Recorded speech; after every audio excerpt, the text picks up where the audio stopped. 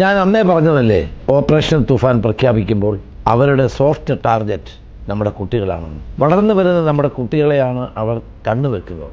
അവർക്ക് ആവശ്യം നമ്മുടെ കുട്ടികളെ ഉപകരണങ്ങളാക്കി മാറ്റുക എന്നുള്ളതാണ്. അന്താരാഷ്ട്ര മയക്കുമരുന്ന് ലോബി കേരളത്തിൽ സജീവമാണെന്ന് ഞാൻ പറയാതെ നിങ്ങൾക്കെല്ലാവർക്കും അറിയാമല്ലോ.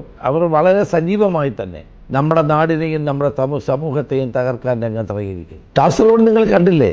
കാസർഗോഡ് മേലാപ്പറമ്പിൽ ഒരു മുട്ടായി ഫാക്ടറി പോലീസ് കണ്ടെത്തിയിരിക്കും. ഓപ്പറേഷൻ തുഫാന്റെ ഭാഗമായി കണ്ടെത്തിയ മുട്ടായി ഫാക്ടറിയിൽ കുട്ടികൾക്ക് വേണ്ട മിഠായികൾ ഉണ്ടാക്കുകയാണ്. പുറം ലോകം അറിയുന്നത് ഇത് മിഠായി ഫാക്ടറി, പക്ഷെ അവിടെ ഉണ്ടാക്കുന്നത് ലഹരി നിറഞ്ഞ മുട്ടായികളാണ്. ഇവർ നമ്മുടെ കുട്ടികൾക്ക് നൽകുന്നത് ഇത്തരം മുട്ടായികളാണ്. ഇത് ലഹരി മുട്ടായിയാണ്. ഈ ലഹരി മുട്ടായി നമ്മുടെ കുട്ടികളെ എവിടെ എത്തിക്കും?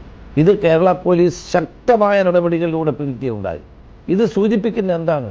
ക്യാച്ച് ദം യങ്, ചെറുപ്പത്തിൽ തന്നെ കുട്ടികളെ പിടിക്കണമെന്നുള്ള അന്താരാഷ്ട്ര മയക്കുമരുന്ന് ലോബിയുടെ ഏറ്റവും ശക്തമായ നിർദ്ദേശത്തിന്റെ ഫലമാണിതെല്ലാം. നമ്മുടെ അധ്യാപകർക്ക് ഇത് ശ്രദ്ധിക്കാൻ കഴിയുന്നുണ്ടോ? മാതാപിതാക്കൾക്ക് ശ്രദ്ധിക്കാൻ കഴിയുന്നുണ്ടോ? പോലീസ് മാത്രം വിചാരിച്ചാൽ ഇത് നടക്കില്ല. പക്ഷേ ഈ ലഹരി മാഫിയയുടെ നടുവൊടിക്കുന്ന പ്രവർത്തനങ്ങളുമായി തന്നെ പോലീസ് മുന്നോട്ട് പോകും. ഒരു സംശയവും വേണ്ട. ഓപ്പറേഷൻ തുഫാൻ ഒരു കൊടുങ്കാറ്റിനെ പോലെ ആഞ്ഞടിക്കുകയാണ്. വിജയം കണ്ടേ ഞങ്ങൾ പിന്നോട്ട് പോകും. പ്രിയപ്പെട്ട മാതാപിതാക്കളെ, നിങ്ങളുടെ കുട്ടികളെ പ്രത്യേകം ശ്രദ്ധിക്കണം. നമ്മുടെ കുട്ടികൾക്ക് മിഠായി ഇഷ്ടമാണ്. മിഠായി വാങ്ങിക്കഴിക്കാറുണ്ട്, നമ്മൾ വാങ്ങി നൽകാറുമുണ്ട്. പക്ഷേ മിഠായികൾ അപകടകരമാണ്. ആ മിഠായി കവറുകളുടെ പിന്നിൽ ഒളിച്ചിരിക്കുന്ന രൂക്ഷമായ മയക്കുമരുന്നിൻ്റെ സ്വാധീനം കണ്ടെത്താൻ നമുക്ക് സാധിക്കും.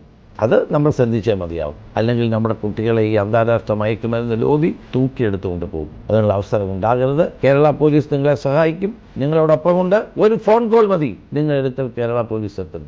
ഈ മയക്കുമരുന്ന് ലോബിയുടെ നടുവൊടിക്കാൻ നമുക്ക് ഒരുമിച്ച് പ്രവർത്തിക്കാം. ജയ് ഹിന്ദ്.